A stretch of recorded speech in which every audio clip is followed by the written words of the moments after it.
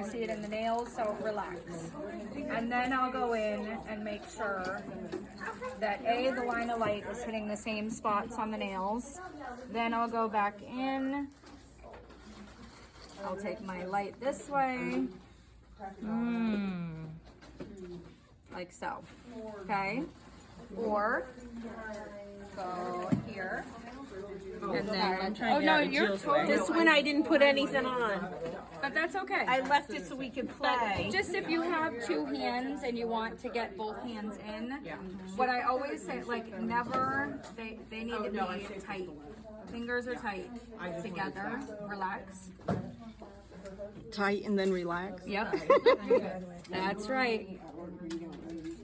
So again, if we just, I was gonna say get that pinky in there this way, or if we get in this way, look at how much that brightens it up.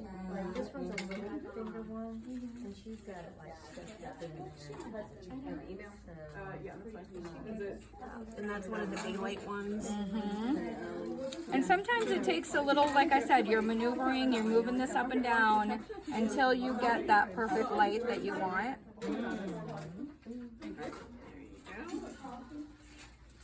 So you don't play with like portrait mode and stuff like that?